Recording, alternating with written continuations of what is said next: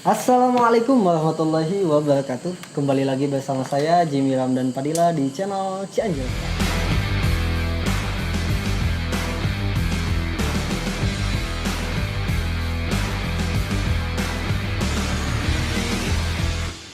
Cianjur Pride.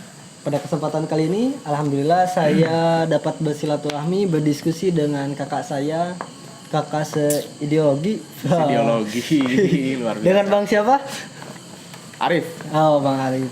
Gimana kabarnya, Bang? Alhamdulillah. Gimana Jimmy kabarnya? Alhamdulillah, saya Alhamdulillah, sehat-sehat. Gimana kemarin katanya sudah udah di kampus? Iya, sudah udah. Jadi baru menyudahi kegiatan pendidikan setara 1. Memang kurun waktu sekitar 4 tahun ya perjalanan di kampus ini. Alhamdulillah selesai dengan tepat waktu. Oh, mantap. Ada bahagia, ada sedihnya. Sedihnya apa itu? Kalau kita sedih bahagia dulu. karena kita menyelesaikan secara tepat waktu kayak yang tadi dibilang. Sedihnya itu karena ruang-ruang diskusi aktivis yang sering saya lakukan dengan teman-teman mahasiswa itu sudah sedikit berkurang. Oh, karena gitu. ya tadi Karena sudah selesai. sudah selesai. Ini Tapi nih. harapan besar dengan channel ini mungkin bisa bertambah kembali diskusi-diskusi dari mahasiswa Nah, juga, betul, gitu kan, betul. bisa mewadahi pikiran-pikiran positif dan pikiran-pikiran kritis daripada mahasiswa. Mahasiswa betul. Nah, Bang Alif ini kalau misalkan kita berbicara tentang gerakan-gerakan mahasiswa di kabupaten ini cukup familiar gitu Bang Alif ini. Aduh. Mantap. Nah, kemarin ngambil jurusan hukum kan ya, Bang? Ya, saya di Fakultas Hukum, Prodi Ilmu Hukum. Ilmu hukum. Ilmu hukum. Oke. Dari kondisi yang memang Abang itu ngambil ilmu hukum, sekarang untuk kedepannya gimana nih setelah Abang udah lulus sarjana ini nih? Sebetulnya kalau di dalam linear di pendidikan, dengan saya lulus di Fakultas Hukum, hari ini sedang menjalankan hal yang tidak linear. Oh, apa itu? Apa itu? Ya, saya sedang bergelut di bidang wirausaha. Wirausaha Sekarang di bisnis ya, Bang? di bisnis. Apa itu? Kenapa bisa dari hukum kok Nah, memilih untuk oke. jadi pebisnis gitu, Nah, Bang? ini pertanyaan menarik, juga bisa refleksi buat kita semua. Karena sejatinya yang saya yakini dan saya pikirkan ketika kita menjadi mahasiswa, itu selain daripada kita harus berpendidikan, Ya. berpikir dan cerdas, tapi kita pun membangun relasi yang cukup besar. Membangun relasi yang besar. Nah, Oke. ketika kita membangun relasi yang cukup besar, tentunya kita melihat sudut pandang yang berbeda. Nah, itu. Karena kita harus bersosial dengan orang-orang yang tidak hanya di Fakultas Hukum. Contoh saya dengan Jimmy. Jimmy Iya, dari iya. Fakultas Sains Terapan, Iya. dan akhirnya saya mempunyai pandangan yang berbeda tentang dunia. Tidak harus tentang Fakultas Hukum. Namun ada beberapa hal yang memang sejalan juga dengan Fakultas Hukum, karena saya pun sebelum di wisuda, setelah beres skripsi saya bikin perusahaan, dan perusahaan itu membutuhkan satu legalitas gitu kan. Oke. Alhamdulillah sudah membuat perusahaan perseroan terbatas PT. Ya. PT. Oke. Abang itu bergerak di bidang kuliner kan? Sekarang di bidang kuliner. Kuliner. Di daerah mana ini, Bang? Di Kabupaten Cianjur? Oke. Kalau secara daerah atau outlet hari ini, karena perusahaan saya kantor ada di Pabuaran ya, Pabuaran depan Nasabul Yamin. Untuk manajemen, kantor manajemen, terus untuk kantor produksi ada di Nagrak. Jadi ada rumah produksinya untuk kuliner itu. Dan untuk penjualan atau perdagangan itu ada 2 tempat. Alhamdulillah kita running di dalam 3 bulan ini. Fokus di dalam bisnis kuliner, kita sudah bisa membuka 2 cabang. 2 cabang. Yang pertama itu di Cikaret. Cikaret dekat SMP 2, ya? dekat SMP 2 di situ. Jalan Siliwangi nomor 8, Cikaret Cianjur. Nah, yang kedua ada di Samolo. Di Samolo. Jalan Raya Bandung kilometer 7. Oke, namanya apa namanya? Namanya itu. Sayana Seafood. Oke. Nah, saya bergerak di bidang seafood. Oh, berarti itu makanan-makanan dari ya ikan-ikan laut berarti. Ikan-ikan ya, Bang? laut. Kenapa memilih ikan laut gitu, Bang? Apa karena Nah, sumber daya alam Cianjur oke. itu atau gimana ini? Nah, karena ketika kita mulai bisnis tentunya nggak sembarangan juga kita untuk jualan barang atau jasa. Itu pun harus berdasarkan riset dan juga pikiran yang mendalam. Agar apa? Agar yang kita dagangkan baik barang atau jasa pun bisa laku gitu kan. Kita lihat marketnya dulu seperti apa. Namun ketika kita sudah lihat market seperti apa atau pasarnya seperti apa, yang harus kita cari fundamentalnya itu secara geografis Kabupaten Cianjur ini punya potensi apa aja. Nah, karena kita negara yang sifatnya agraris dan maritim. Agraris itu kan hamparannya tanah, pertanahan, pertanian dan lain-lain gitu kan, kita punya agraris yang cukup luas. Dan juga tidak terlepas kita pun punya kemaritiman yang cukup luar biasa. Makanya ada Menteri Kemaritiman kan, itu untuk menjaga teritorial gitu kan. Karena gini, 3 selat terbesar di dunia itu ada di Indonesia. Dan kita kerucutkan lagi, ternyata di Cianjur pun punya potensi yang luar biasa di kemaritiman, di laut ya. Karena spill sedikit, nama perusahaan saya itu adalah PT Rasa Lautan Indonesia. PT Rasa Lautan Indonesia. Rasa Lautan Indonesia. Jadi enggak rasa lautan Cina, rasa lautan Amerika. Indonesia. Indonesia. Gitu. Kita bangga juga kita kan. Kita bangga harus jadi menjunjung tinggi dan memblow up produk-produk Indonesia gitu kan. Akhirnya terfikirkan bahwa kita harus meng-up potensi-potensi yang ada di Cianjur. Mungkin di Cianjur kota itu gak ada laut. Tapi kan di Cianjur Selatan ada berapa laut tuh? Tuh banyak. Ini saya Cianjur Selatan kan. Betul. Jadi potensinya di situ sebetulnya. Secara geografis kita itu ada beberapa laut yang memang harus bisa kita gunakan dan kita manfaatkan kepada masyarakat sekitar. Lebih spesifik lagi, kenapa saya di bidang seafood? Karena secara secara esensi, secara kandungan, gizi dan lain hal sebagainya itu bisa menurunkan angka stunting sebetulnya. Dipikirkan sampai ke situ juga sebetulnya. Jadi nggak gitu. Asal-asalan nggak juga asal-asalan, nggak bisa bisnis asal-asalan, nggak bisa kita dagang asal-asalan. Karena kita harus siap mempertanggungjawabkan pertanyaan yang nantinya akan timbul kepada diri kita. Betul? Contoh. Maksudnya kualitas produk kita dari mana gitu kan? Kita ngambil dari supplier mana, dari laut mana, terus kualitasnya bagus atau enggak, terus kuat berapa hari, kita punya potensi sumber daya manusia secara karyawan seperti apa. Nah itu yang harus dipikirkan secara detail dan nantinya mungkin pasti ada pertanyaan-pertanyaan di luar sana untuk hal tersebut. Ya. Tapi ini Bang, ketika kita berbicara tentang bisnis tadi yang udah Abang bahas, dengan alasan Abang yang memang ini karena memang Abang itu tidak hanya bergaul dengan teman-teman dari Fakultas Hukum dulu, sehingga sudut pandang Abang tentang dunia sangat luas gitu. Nah ini dari sejarah yang memang ya histori kita bicara nih, bahwasanya Abang itu dulu itu seorang aktivis gitu. Nah aktivis itu awakna ipis ya. Ini bisa enggak? Nah dari seorang aktivis gitu kan, ketika kita lihat kebanyakan gitu ya, dari aktivis itu dia beralih kepada pemerintahan gitu. Nah kenapa Abang memilih untuk berbeda gitu? Oke, latar belakang kenapa dari aktivis muncul pemikiran saya menjadi pengusaha atau wirausaha. Sesungguhnya karena saya aktivis itu adalah salah satu alasan kenapa saya berwirausaha. Saya mempunyai mimpi yang besar ketika saya menjadi mahasiswa. Saya punya mimpi yang besar dan mimpi itu harus direalisasikan. Gak bisa sama orang lain. Dan itu harus adalah pertanggungjawaban dari kita sendiri.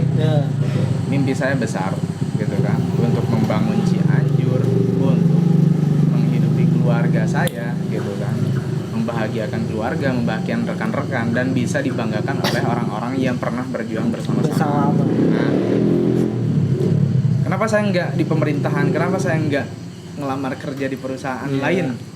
Kenapa nggak jadi pengacara? Nah, gitu? Kenapa? Belum sih, kalau jadi pengacara nanti kan di umur 25 mungkin nanti saya akan dipikirkan kembali lah. Nah, ketika saya harus masuk ke dalam perusahaan, yang harus teman-teman pikirkan yang pertama adalah kita bekerja untuk orang lain. Otomatis kita dituntut setiap hari untuk mewujudkan cita-cita orang lain. Ntar dulu. Dalam artian kita dituntut untuk mewujudkan cita-cita orang lain. Gimana itu maksudnya bang? Seorang pengusaha. Nah, kalau Korelasinya gimana gini, nih? kalau usaha kita punya mimpi, kita yang bangun sendiri, dan usaha ini tergantung kita. Usaha itu tergantung kita sendiri. Iya. Usaha kita mau laku atau enggak, terus pemasarannya seperti apa strateginya itu kan kita mikir sendiri Iya, gitu iya, kan, betul. untuk mewujudkan mimpi kita menjadi sukses gitu kan. Tapi kalau kita bekerja di satu perusahaan, namanya juga perusahaan orang lain gitu kan, yang punya perusahaannya orang lain. Anda bekerja di sana, secara otomatis Anda itu mengikuti apa yang diperintahkan. Iya, si Dan pemilik itu. dan sebetulnya saya yakin itu bukan mimpi Anda di sana. Oh.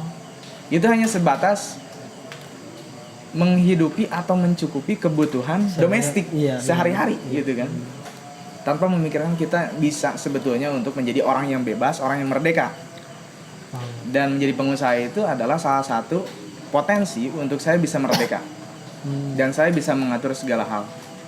Dan tergantung kita mau sukses pakai jalur apa. Saya juga tidak menutup kemungkinan karyawan itu nggak bakal sukses, enggak juga. Iya, betul. Tapi itu tergantung pilihan kan, tergantung pilihan dan tergantung cita-cita kita. Iya. Nah, maka ketika saya jadi aktivis mahasiswa, saya aktif di berbagai organisasi, itu kan nggak pernah diatur orang tuh. Malahan kita yang sering ngekonsep, kita yang sering memanajemen. Nah, dengan basic itu ternyata setelah terlatih, enaknya mending bikin perusahaan daripada kita harus bekerja di orang lain. Karena saya nggak mau diatur sama orang. Kita pengen bebas itu. Kita pengen bebas, kita pengen mengkonsep sesuai dengan apa yang kita inginkan. Iya. Kita bisa memanajemen apa yang memang menjadi kebutuhan kita dalam kehidupan pribadi, berbangsa maupun bernegara. Gitu. Oke. Begitu. Nah, ini bang, dengan apa yang telah abang jelaskan gitu, perihal sama abang tadi gitu, dampak gitu bang, apa sih yang abang pikirkan gitu tentang abang masuk ke dalam ranah pebisnis gitu, dampak yang akan abang berikan terhadap Kabupaten Cianjur ini gitu, apa gitu bang? Beratnya. Nah, Kalau kita berbicara tentang Kabupaten Cianjur, terus bangsa dan negara itu memang stepnya agak terlalu tinggi ya, dan panjang. benar. Tapi itu harus dipikirkan Iya, dari harapan kita lah harapan seenggaknya. kita, betul. Nah, sebetulnya untuk step by step yang saya lakukan ketika menjadi seorang wirausaha, yang pertama adalah kita harus menjadi tuan di negeri kita sendiri.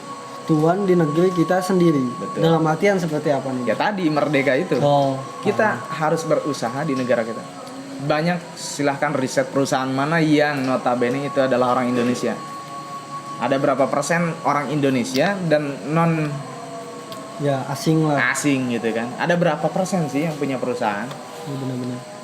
Sedangkan kita punya sumber daya tadi yang cukup banyak gitu kan, baik sumber daya manusia, sumber daya alam yang bisa kita kembangkan dan bisa kita manfaatkan untuk kesejahteraan kita.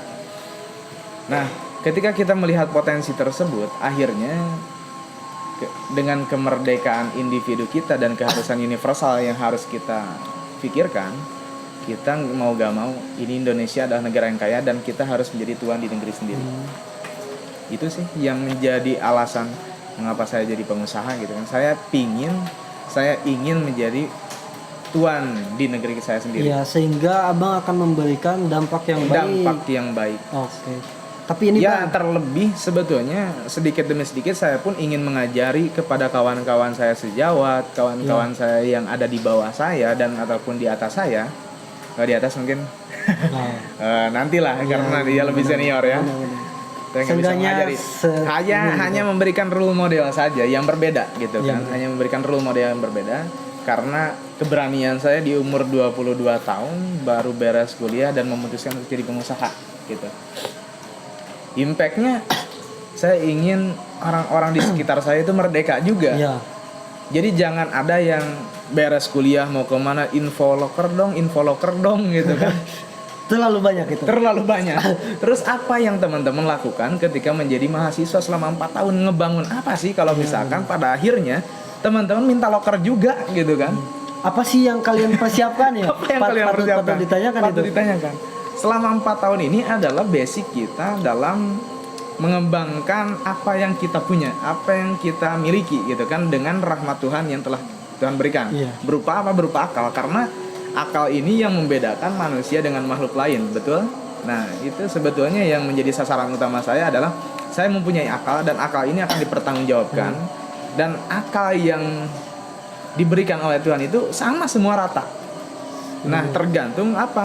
Waktunya, pemanfaatannya yang berbeda. Akhirnya ada yang menjadi pengangguran, ada yang menjadi karyawan, ada yang menjadi pengusaha gitu kan. Ada yang kebingungan selama 4 tahun sudah melakukan pendidikan di S1, setelahnya nggak tahu mau apa. Iya, banyak. Dan itu jangan sampai terjadi gitu kan. Dan mudah-mudahan saya menjadi pengusaha ini bisa juga menjadi role model untuk teman-teman. Mudah-mudahan kalau misalkan ada baiknya. Kalau misalkan ada keburukan dari saya pribadi, ya mungkin itu hilangkan saja. Hilangkan Kita ambil saja. yang baik-baiknya saja. Filter aja, Ya, benar. filter aja gitu. Secara tidak langsung juga ya Bang, dengan terjun ke bidang ya pebisnis gitu, Abang juga bisa menyerap pemuda ataupun mengurangi lah angka pengangguran gitu di Kabupaten Cianjur ini gitu. Nah, tapi Bang menanggapi hal yang tadi Abang sampaikan gitu terkait ini nih. Jika dipresentasekan orang yang memiliki perusahaan gitu, Nah, warga asli gitu, Indonesia ataupun warga asli Kabupaten Cianjur gitu, sedikit gitu. sedikit. Nah, sedangkan kalau kita lihat, kita pikirkan juga secara kenal terhadap daerah sendiri itu mereka lebih kenal potensi, lebih kenal, lebih tahu juga potensi Cianjur ini dalam bidang apa gitu, dengan dalam hal apa. Tapi kenapa gitu? Kok malah orang asing yang seakan-akan lebih mengenal daerah kita gitu, Bang? Dengan dia menciptakan perusahaan gitu. Kenapa nih, Bang? Menurut Abang nih? Karena tahu saja tidak cukup. Karena tahu saja tidak cukup. Pintar saja pun tidak cukup. Jadi Harus berani untuk melakukan tindakan. Karena ketika kita melakukan sesuatu, kita melakukan tindakan, nantinya akan ada experience atau pengalaman. ya, Nah, dari pengalaman-pengalaman itu baru kita bisa riset apa yang memang menjadi hal yang terbaik untuk kita bisa melakukan ke depannya.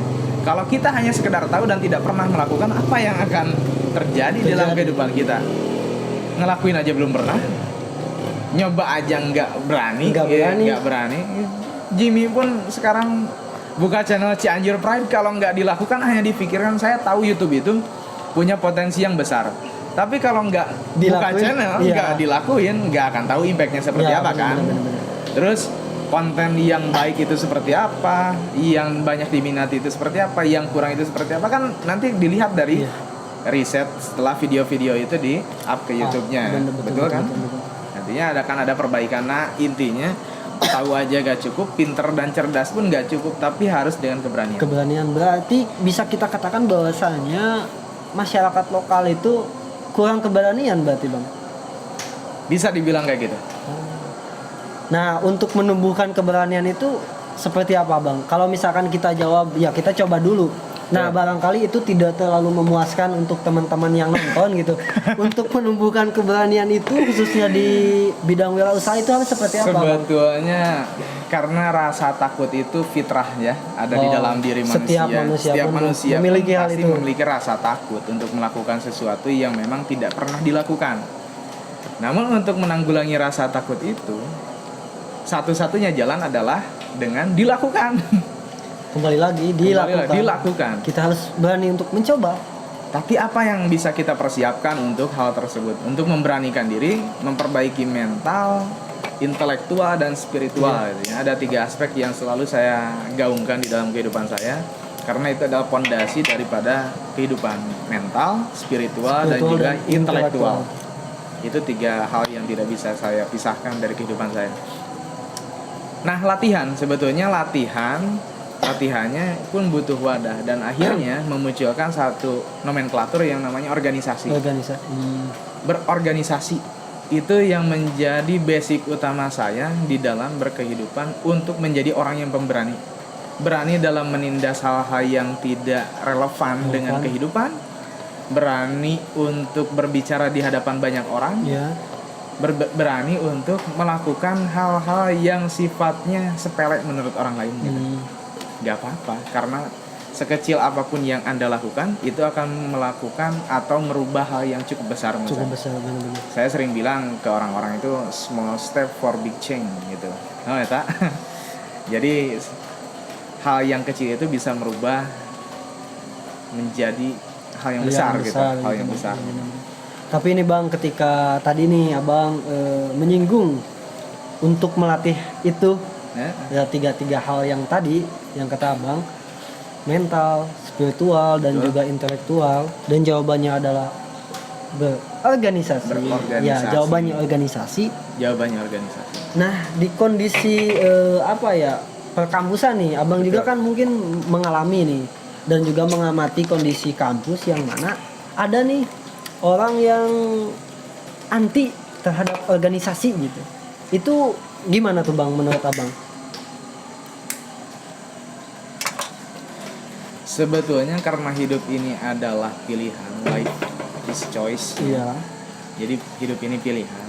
Orang-orang yang ingin mendapatkan hasil yang besar itu harus mengambil resiko yang besar juga. Betul. Oke. Jadi teman-teman punya cita-cita besar, tapi teman-teman nggak pernah melakukan sifatnya yang ekstrim gitu. Nggak mungkin terjadi juga. Kalau menurut saya pribadinya, karena secara keseimbangan dan elektabilitas teman-teman dalam mencapai cita-cita itu harus dengan resiko-resiko yang cukup besar. Cukup besar memang. Cukup besar ya. Ada orang-orang yang anti organisasi gak apa-apa juga sebetulnya, enggak, karena kita nggak menuntut orang untuk semuanya berorganisasi. Karena itu adalah sebuah pilihan ya. Itu adalah hak bukan kewajiban gitu kan, yang harus digarisbawahi, hak dan kewajiban. Hak untuk memilih, hak untuk tidak memilih. Tapi yang menjadi kewajiban kita di dalam kampus adalah untuk mencari ilmu. Dan yang nama ilmu itu tidak hanya ada di ruang kelas aja. Yang saya rasakan ketika menjadi mahasiswa itu, malah saya itu mendapatkan ilmu yang sangat luar biasa itu di luar kelas. Di luar kelas dengan berinteraksi. Karena gini, kalau kita pikirkan sejarah fundamental, wahyu pertama, ini menyinggung kepada spiritual. Iya. Wahyu pertama Prophet Muhammad itu apa sih? Tentang apa? Tentang membaca, betul? Iqra. Surat Al-Alaq ayat 1 sampai 5. Iqra, baca, gitu. Bacalah gitu. Jadi secara fundamental kita itu diperintahkan untuk membaca. Namun ketika dilihat kembali posisi ketika Prophet itu mendapatkan wahyu pertama tentang baca, tentang membaca, itu bukan tekstual, bos. Jadi bukan secara tulisan. Jadi Jibril datang ke Muhammad itu bukan bawa buku, bukan bawa lembaran kertas dan ataupun lewat pelapah dulu itu. Ya enggak ada cerita seperti itu. Silahkan cross check aja. Tapi ketika Jibril datang itu ada yang mengatakan seperti bunyi lonceng ketika kedatangannya ya. Ada juga yang mengartikan seperti bunyi nanti decitan burung. Sehingga akhirnya baru muncullah Jibril dengan memerintahkan kepada Rasul Muhammad untuk membaca. Iqra, bacalah. Prophet bilang saya nggak bisa baca. Terus diperintahkan kembali, bacalah. Saya nggak bisa baca. Ketiga kali bacalah gitu. Iqra bismi rabbikal ladzi khalaq, dengan menyebut nama Tuhan yang menciptakan. Artinya di situ kita bisa melihat secara garis besar bahwa ternyata membaca itu bukan, yang pertama membaca itu bukan tekstual tapi kontekstual. Konteks ini adalah sesuatu yang sifatnya kita bisa rasakan dalam indera kita. Baik dari segi penglihatan, terus juga peraba, perasa dan lain hal sebagainya, itu adalah pengetahuan atau membaca secara konteks. Orang-orang yang menulis buku kan itu tentang konteks dulu gitu kan. Dia memikirkan dulu baru dia tulis. Iya benar. Artinya ya itu tadi gitu ya. Berbicara tentang fundamental, kita harus membaca, dan itu yang saya rasakan ketika berorganisasi. Manfaatnya adalah bukan tentang kita membaca tulisan di kelas, hadir di kelas, mengerjakan tugas, absensi dan lain-lain, tapi banyak hal yang luar biasa yang kita bisa dapatkan ilmu di luar kelas gitu kan. Tapi yang di dalam kelas itu kewajiban. Bagi para mahasiswa. Tapi yang sunnahnya ini, jadi jangan teman-teman harapkan menjadi orang yang luar biasa dengan hanya sifatnya wajib saja, karena di hukum itu ada wajib, ada sunat, ada mubah, ada makruh, ada haram. Ya. Nah itu 5 aspek itu silahkan ikuti alurnya gitu seperti apa dan impactnya seperti apa. Karena menurut saya pun berorganisasi itu bukan hal yang buruk, kebaikan gitu ya. Jadi kalau kita melakukan hal yang baik, sebetulnya yang harus kita garis bawahi adalah, kalau kata bahasa Sunda itu kumaha engke gitu ya. Kalau kita melakukan hal yang baik itu ya kumaha engke. Gimana nanti kalau kita melakukan hal yang baik. Kalau kita melakukan hal yang buruk baru kita pikirkan nanti gimana. Benar. Kalau selagi itu esensinya baik, kita lakukan aja.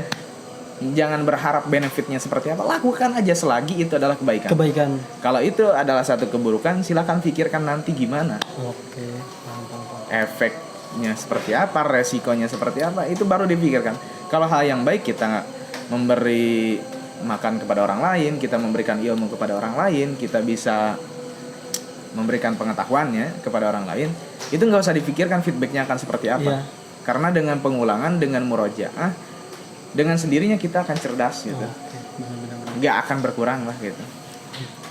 Tapi ini Bang, terkait dengan tadi ya, karena memang kita sedang menyinggung tentang organisasi nih.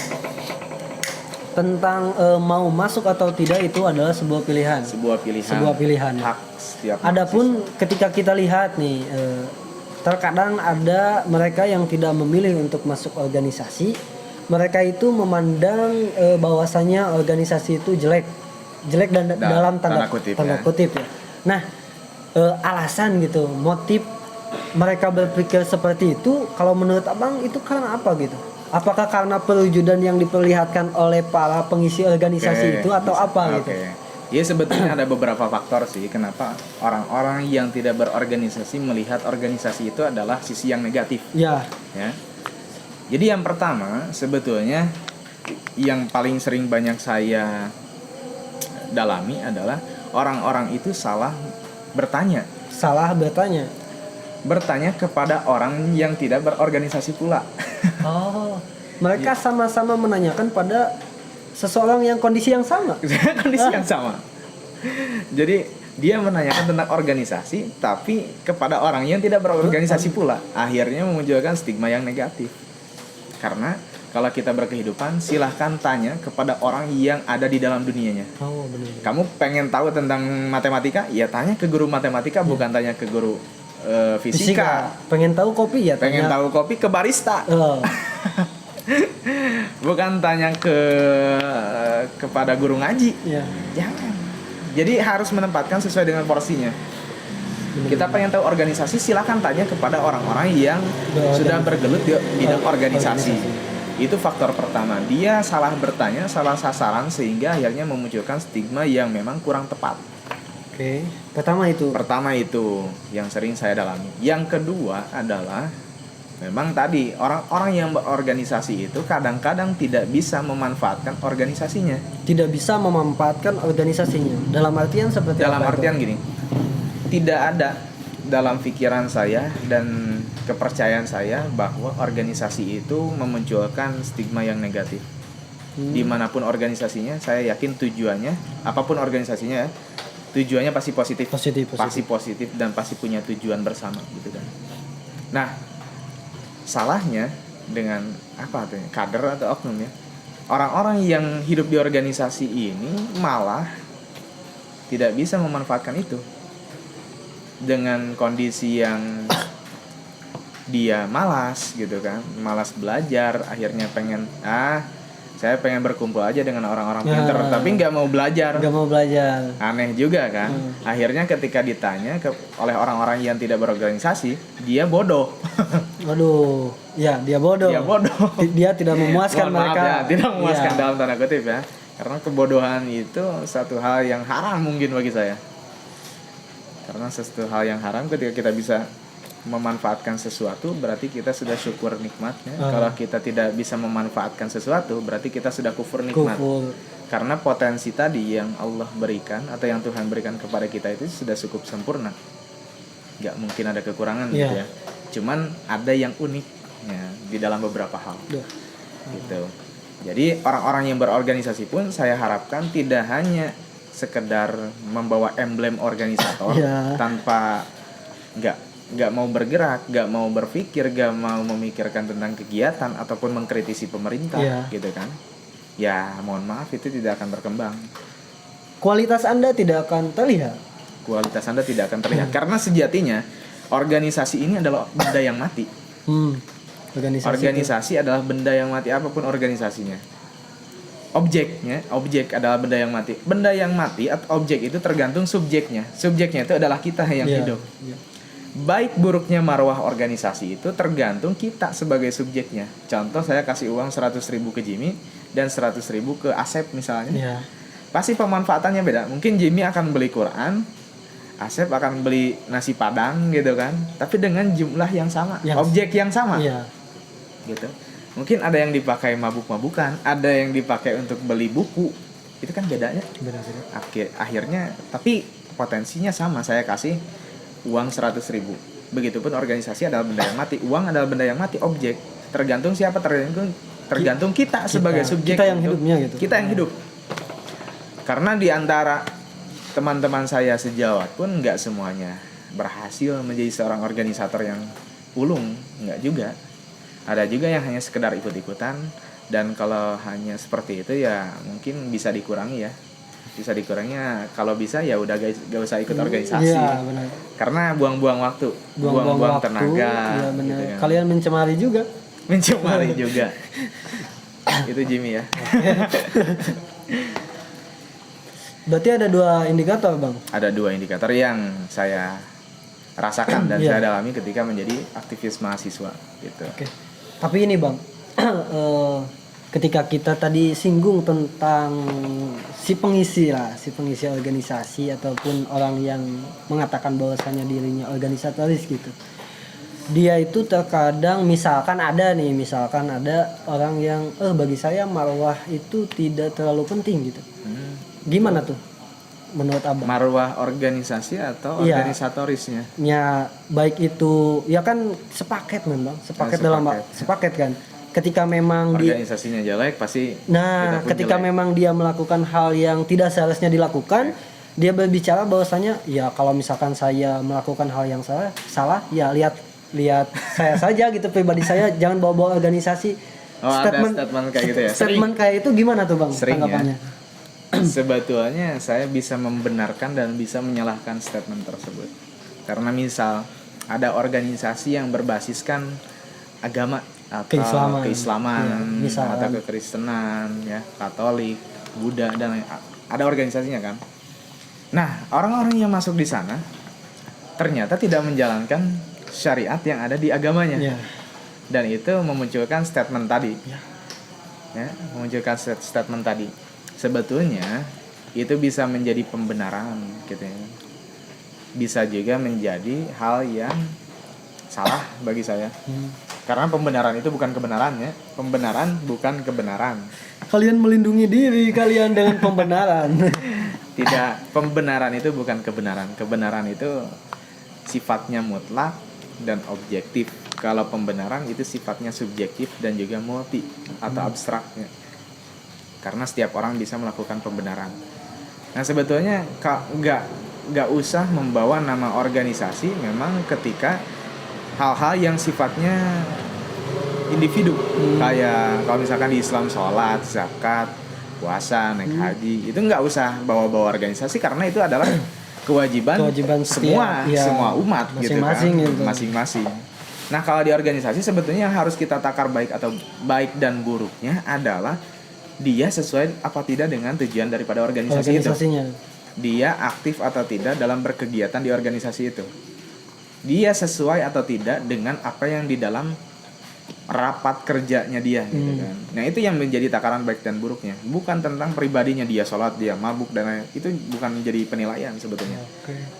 Betul kalau misalkan nggak usah bawa organisasinya, ini mah saya. Ya betul kalau seperti itu. Tapi kita pun harus sadar bahwa kita hidup di dalam organisasi yang sifatnya misalkan tentang agama atau sifatnya tentang nasionalis. Kita harus sadar untuk menyesuaikan hal tersebut karena kita sudah berkomitmen ketika kita masuk di dalam organisasi itu, nilai-nilai yang harus kita bawa di dalam kehidupan sehari-hari ya harus sesuai dengan organisasi itu. Organisasi benar-benar. Kalian dididik dan juga dilatih untuk sesuai juga. Sesuai juga, karena itu adalah pilihan kalian. Ya, benar. Ketika kalian memilih satu organisasi, berarti kalian harus tanggung jawab dengan resiko yang nantinya akan muncul. Seperti itu benar-benar. Jadi seperti itu kawan-kawan. Tapi ini Bang, apa ya, ketika memang orang-orang yang memang organisasi gitu, dan mereka tetap kokoh dengan pendirian bahwasannya serang saja saya secara pribadi gitu. Tapi sedangkan serangan politik identitas akan membawa organisasi yang kalian pegang gitu, yang jadi jubah kalian gitu nih. Berarti mereka yang tetap teguh dengan pendirian hal tersebut, dia mengancam organisasi dia juga berarti Bang. Bisa dibilang seperti itu. Bisa dibilang seperti itu. Jadi gimana ya? Ya itu tadi sih sebetulnya, kalau kita sudah berkomitmen dengan satu organisasi, silahkan tanggung resikonya, baik buruknya. Terus juga apa tadi, politik identitas itu kan hal yang biasa ya. Karena jelas. Indonesia ini adalah negara yang memperbolehkan masyarakatnya berserikat dan berkumpul. Ketika sudah dibebaskan seperti itu, pada akhirnya memunculkan banyak organisasi. Dan yang namanya organisasi ya itu identitas sebenarnya. Secara otomatis itu identitas kan. Betul. Dan itu akan muncul di sana. Ya pada akhirnya saya menitipkan bahwa seluruh aktivis mahasiswa harus bisa menjaga marwah organisasinya. Jangan menjelekan organisasi lain. Itulah. Jangan ya. Jangan terfokus bahwa kelemahan mereka apa, kelebihan kita apa, tapi fokus terhadap kelemahan kita apa, kelebihan mereka apa, sehingga kita bisa berkompetisi dengan positif gitu. Positif gitu ya benar. Jadi jangan lihat kejelekan orang lain. Nah, kalau misalkan para organisatoris ingin berkompetisi dengan menjelekan organisasi lain, berarti Itu bukan kompetisi. Bisa dikatakan mereka itu apa itu Bang? Kalau di dalam logika itu falasi namanya. Begitu. Jadi, falasi. jadi kesesatan berpikir gitu. Jadi tidak konstruk pemikirannya, tidak jelas apa yang disasarnya, dan mereka lupa akan tujuannya. Lupa akan tujuan. Betul. Karena gini Bung Jimmy ya, saya itu punya pengalaman yang luar biasa di kampus tercinta ini, Universitas Surya Kencana. Oh, jadi Abang jebolan Surya Kencana nih. Betul. Jadi ada beberapa hal yang menjadi experience atau pengalaman saya ketika jadi mahasiswa ataupun menjadi seorang aktivis sebelum akhirnya memutuskan untuk berwirausaha. Jadi hal-hal yang tadi dipertanyakan sesungguhnya itu sudah saya alami semuanya gitu kan. Sebanyak.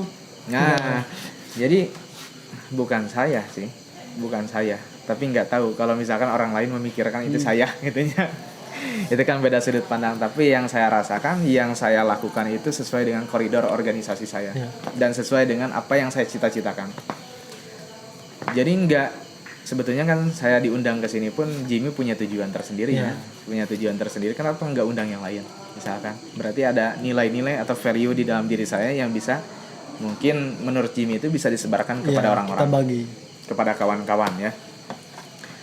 Nah, perjalanan ini tentunya cukup panjang karena saya pun pernah berada di titik terendah ketika masuk di dalam dunia mahasiswa. Saya dikucilkan. Jadi saya itu pernah berada di titik terendah ketika saya menjadi mahasiswa sebelum akhirnya saya menjadi manusia yang merdeka. Oke, seperti apa itu Bang? Nah, bagi teman-teman pun ketika kita terjun di dalam dunia yang berbeda, justru kita harus menyadari bahwa potensi kita tidak akan maksimal dan kita harus menyesuaikan dengan kondisi lingkungan yang ada. Begitupun dengan saya, karena memang basic organisasi saya itu ketika SMA itu sudah ada sebetulnya. Saya ketika SMA di MAN 1 Cianjur dan alhamdulillah menjadi seorang ketua OSIS. Ketua OSIS. Saya dulu ketua OSIS. Sama berarti ya. Saya ketua OSIS. Tapi ternyata ketika saya masuk di lembaga perkuliahan itu hanya sebagian ilmu yang bisa saya kembangkan di sini. Karena ternyata masih banyak ilmu yang bisa kita serap. Dan titik terendah saya itu saya sudah merasa cukup akan hal tersebut ketika saya sudah jadi ketua OSIS. saya masuk di organisasi kembali di kampus dan pernah dikatakan bahwa saya itu adalah orang yang tidak berguna. Abang dikatakan bahwasanya abang itu bukan Iya. bukan Saya- orang berguna gitu. Bukan, saya itu tidak berguna. Karena kondisi Karena- sedang apa itu dulu? Waktu itu sedang persiapan pemilihan Ketua Umum Badan Eksekutif Mahasiswa Fakultas Hukum Universitas Surya Kencana. Jadi kita ngebangun tim dan akhirnya saya masuk di dalam tim tersebut, dan ketika ditanya apa yang sudah saya lakukan dan apa yang bisa saya lakukan, saya bilang saya gak tahu. Gak tahu ya. Dan ketika saya bilang gak tahu, saya langsung bicara juga. Tapi apa yang bisa saya lakukan, baik berupa dan berikan berupa waktu, tenaga, pikiran dan lain-lain, saya akan lakukan gitu. Nah, pada akhirnya orang-orang sejawat saya, orang-orang seangkatan saya itu udah ada yang jadi KM, ada yang jadi ketua angkatan gitu kan, udah ada yang masuk di organisasi. Saya baru pertama kali masuk organisasi itu di kampus. Dan alhasil saya ketika bilang nggak tahu itu, saya dikatakan orang yang tidak berguna. Tidak berguna. Itu menjadi pukulan besar bagi diri saya. Tapi ada hal yang menarik yang menjadi catatan dalam kehidupan saya ketika dikatakan tidak berguna. Sesungguhnya itu adalah satu pelajaran. Ya, itu pelajaran besar. Itu pelajaran besar di dalam kehidupan saya. Karena saya sudah merasa cukup ketika itu. Tapi ternyata ada hal yang lebih luas dari sana gitu kan. Karena di atas langit masih ada langit, masih ada langit kan. Planet juga masih banyak. Betul. Planet juga masih banyak. Nah, ketika saya di posisi tersebut, akhirnya saya membanting hal yang negatif menjadi hal yang positif. Saya dikatakan tidak berguna kan itu konotasi negatif. Positifnya adalah saya bersikeras, saya berjuang, saya baca buku, mulai di situ baca buku banyak, filsafat, logika, terus juga tentang hukum, terus tentang sejarah dan lain-lain saya baca itu. Semua baca. Bacalah apa yang bisa saya baca gitu kan, karena saya nggak suka baca waktu itu. Emang nggak suka baca, nggak punya buku gitu kan, ya hanya sebatas buku-buku perkuliahan aja lah gitu. Buku catatan, tapi itu nggak cukup kawan-kawan, nggak cukup cuma buku perkuliahan saja. Nah, saya mulai diskusi, saya mulai ikut training yang tingkatnya nasional. Saya berdiskusi dengan orang-orang seluruh Indonesia yang seangkatan pula dengan saya. Ternyata potensinya memang cukup besar. Dan di situ saya mulai berkembang, saya mulai adaptasi, dan akhirnya saya menemukan titik di mana saya itu harus jadi orang yang diperhitungkan. Ketika saya dibilang nggak berguna, berarti antitesisnya adalah saya harus menjadi orang yang diperhitungkan. Caranya apa ya? Belajar tadi kan, baca buku, berproses gitu kan. Karena nggak seperti kun fayakun yang bisa Tuhan lakukan gitu kan. Saya adalah makhluk, bukan khalik gitu kan. Makhluk itu terbatas. Makanya ya perlu ikhtiar. Kita adalah makhluk yang terbatas. Makanya kayak kata Aristoteles itu, kita adalah makhluk sosial atau zoon politikon ya. Makhluk yang terbatas, akhirnya kita harus bersosial. Untuk apa? Untuk mengembangkan apa yang bisa kita manfaatkan di dalam kehidupan. Baik bersifat ilmu tadi ya, mental ataupun spiritual yang sudah kita jelaskan tadi. Nah, itu menjadi titik balik di dalam kehidupan saya yang bisa teman-teman catat lah gitu. Saya yakin teman-teman pasti mempunyai titik terendahnya masing-masing kan. Pasti ketika sudah merasa cukup dan akhirnya punya problem di dalam perjalanan itu, dibantinglah dengan disadarkan dengan satu kata yang menurut orang lain itu biasa aja, tapi kalau kita resapi dan kita pikirkan itu menjadi hal yang luar biasa gitu kan, untuk kita bisa bangkit, lebih bermanfaat kepada orang lain. Karena sebaik-baik manusia adalah manusia yang bisa bermanfaat kepada orang lain. Khairunas anfa'uhum linnas gitu kan. Tapi itu Bang, ya histori ataupun ya, pengalaman dari hal tersebut itu memiliki nilai yang bisa kita ambil gitu Bang, kalau menurut saya. Karena memang ya untuk teman-teman semua gitu, kalau misalkan kita mendapatkan sebuah perkataan yang memang tidak mengenakan bagi hati kita buktikan dengan proses kita yang maksimalkan. Betul. Untuk bisa kita itu jadi orang yang diperhitungkan gitu, bukan malah Anda itu malah terjun ke ranah fisik gitu. Fisik, betul. Banyak kan itu. Jangan baper. Intinya jangan baper deh gitu kan. Semua ucapan atau semua kondisi yang kita lihat dengan panca indera gitu kan, yang kita rasakan, pokoknya yang hadir ada di dalam panca indera kita, itu semuanya adalah pelajaran. Dan yang namanya pelajaran harus kita analisis. Ketika sudah dianalisis, kita harus mencari solusinya seperti apa. Bukan jadi baper, gak aktif di organisasi, Ya, malah terus mati. gak fokus belajar perkuliahan, terus malu untuk berdiskusi gitu kan, ngumpul-ngumpul malu kan. Ya, jangan seperti itu kawan-kawan. Saya harapkan semua yang terjadi dalam kehidupan itu adalah pelajaran semuanya. Ya, benar.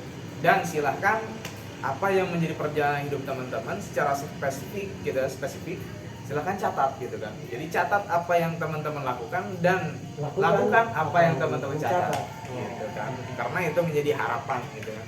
Setiap orang saya yakin punya harapan besar gitu kan, untuk tidak stuck di dalam kondisinya saat ini. Gitu. Seperti Jimmy pun Iya. gak mau kan stuck di sini aja, enggak kan? Gak mau Saya banget. yakin Jimmy punya harapan besar dan saya akan terus pantau gitu kan. Setiap orang-orang yang pernah berkomunitas dengan saya atau berorganisasi dengan saya pasti ingatkan semuanya. Dan saya akan terus belajar menjadi mungkin satu figur yang saat ini sedang diperhitungkan. Mungkin dalam tanda kutip, bukan kesombongan, mohon maaf. Ya, benar. Saya juga udah percaya bang bahwasanya untuk di masa yang akan datang abang bisa menjadi seorang tokoh gitu. Amin. Nah, pada intinya teman-teman jangan malu untuk bertanya. Teman-teman harus berproses, jangan diem di kelas baik gitu kan.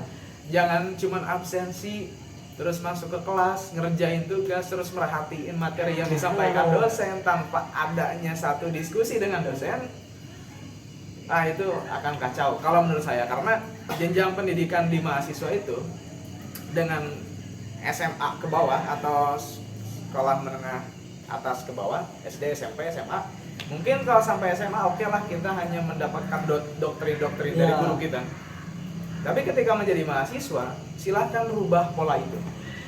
Silahkan rubah pola itu, gitu kan? Karena kita itu adalah makhluk yang berpikir, gitu kan? Makhluk yang berpikir. Mereka punya materi yang bisa mereka salurkan kepada kita. Kita pun harus punya antitesis untuk memunculkan satu diskusi di dalam ruang kelas. Dan jangan diam di kelas saja. Silahkan main ke fakultas lain. Coba diskusi yang mungkin dari keguruan bisa diskusi dengan teknik, yang dari teknik bisa diskusi dengan fakultas hukum, yang fakultas hukum bisa diskusi dengan juga fakultas sains terapan. Jadi semuanya saling berkesinambungan lah gitu kan. Akhirnya kita bisa melihat dunia yang lebih luas, karena permasalahan itu ternyata nggak harus linier gitu kan. Masalah itu ya plural gitu, banyak gitu kan, multi gitu kan, universal. Masalah itu global. Mungkin itu teman-teman lah yang mungkin bisa dijadikan sebuah motivasi juga buat teman-teman yang tadi diceritakan berdasarkan pengalaman dari Ya itu pengalaman saya. Mungkin teman-teman pun punya pengalaman yang berbeda, berbeda. Cuman bagaimana kita untuk menanggapi atau menangani permasalahan yang hadir ada di dalam diri kita. Dan saya harapkan kita harus menjadi orang yang bijak ketika menghadapi satu masalah. Jangan terbawa terhadap arus negatif, tapi harus terus terhadap jalur positif. Meskipun yang menghampiri kita adalah hal negatif, kita modifikasi untuk menjadi positif. Betul. Bagi diri kita gitu. Modifikasi, nggak bisa.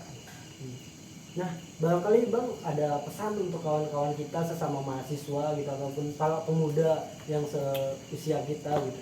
Ada pesan barangkali? Oke, kalau pesan sebetulnya nggak terlalu banyak karena saya bukan motivator. Saya pun masih belajar, baru lulus kuliah juga. Sama-sama belajar. Saya masih 22 tahun usia, gitu kan. Nah, pesannya buat teman-teman secara konten hari ini, mungkin karena nggak ada skrip, kita ngobrol berjalan aja, mengalir aja. Dan ini memang hal yang humanis menurut saya. Saya nggak dituntut tadi saya bisa merdeka berbicara apapun gitu kan. Tapi kalau nggak sealur gitu kan, kalau bingung ke sana ke sini, ya ini namanya diskusi gitu kan. Diskusi itu seperti ini, kita bisa membicarakan apapun di dalam kehidupan gitu ya. Di dalam satu cangkir kopi dan satu batang rokok itu punya ilmu yang sangat Ya, banyak yang bisa inspirasi inspirasi sangat luas. sangat luas. Karena ini adalah diskusi bukan sinetron. Bukan sinetron yang ada tag-nya, yang ada skripnya, terus teman-teman harus berekspresi seperti apa ya. Saya natural seperti ini gitu kan, Jimmy pun natural seperti ini gitu kan. Sambil ini. Nah, yang pertama ya harus berproses, jangan lupa kepada seluruh kawan-kawan, jangan bosan-bosan untuk belajar. Terus saya harapkan teman-teman itu harus meniti mimpi dari sekarang. Silahkan catat apa yang teman-teman inginkan setelah menjadi mahasiswa. Karena alangkah mudahnya ketika dulu Ya. kita masih kecil, ditanya cita-cita atau ditanya mimpi, itu jawabannya itu sangat mudah. Pengen jadi TNI. Pengen jadi TNI, pengen jadi Polri, pengen jadi guru, pengen jadi pilot, pengen jadi astronot, itu gampang ternyata ya. Gampang diucapkan karena ketika kecil kita gak tahu realitas kehidupan Ya, seperti apa. benar. Belum mengalami ya. Nah, kok ketika kita sudah di titik mahasiswa, ketika ditanya cita-cita Anda apa?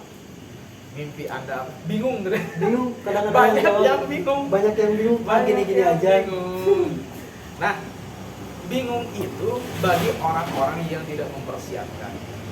Maka persiapkanlah mulai dari sekarang apa yang menjadi keinginan teman-teman ke depan.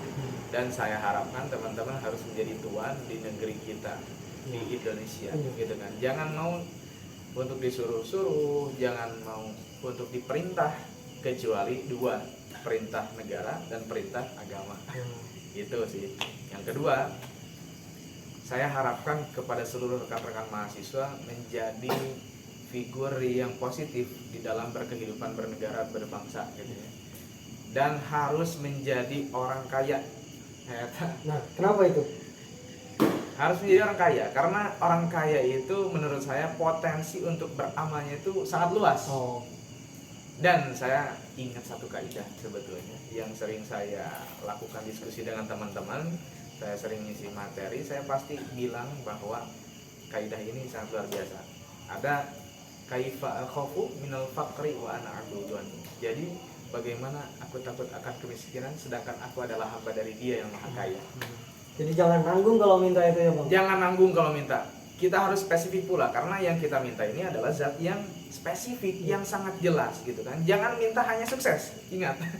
Karena sukses itu sukses menurut Anda dan menurut saya pasti beda. Beda. Silahkan spesifik, harus spesifik.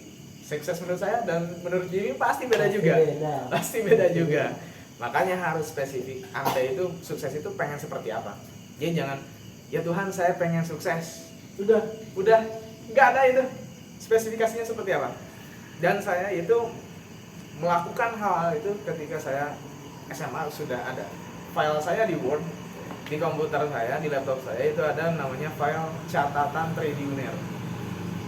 Saya memposisikan diri saya harus jadi orang yang triliuner, bukan miliarder, tapi yang triliuner. Nah dicatatkanlah saya punya karyawan berapa, terus punya rumah berapa, punya istri.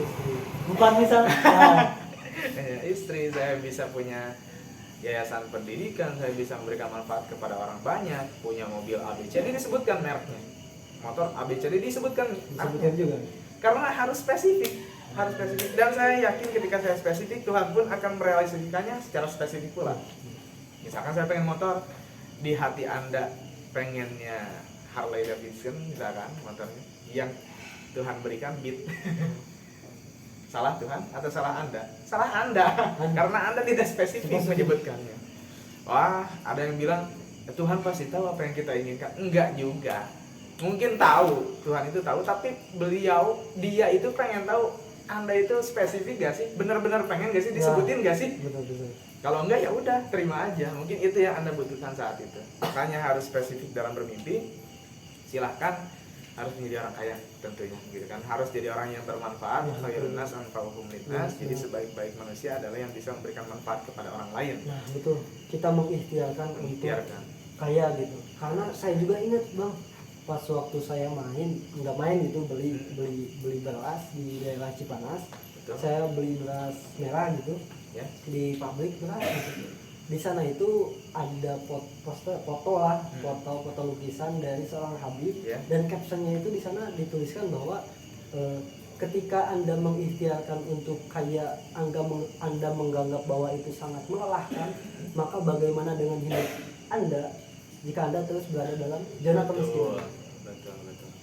Makanya Imam Syafi'i itu pernah berbicara ya tentang ilmu pengetahuan. Kesulitan Anda di dalam proses menuju kecerdasan, ini dalam garis besarnya saya ya, kesulitan Anda, kelelahan Anda dalam proses mencapai kecerdasan itu lebih baik daripada Anda harus menanggung perihnya kebodohan. Nah, benar. Itu garis besarnya, spesifikasinya mungkin ada ya. Tapi itu yang saya ambil seperti itu. Jadi kalau Anda lelah dan Anda capek di dalam belajar, ya silahkan Anda rasakan perihnya kebodohan itu seperti apa. Betul. Gitu.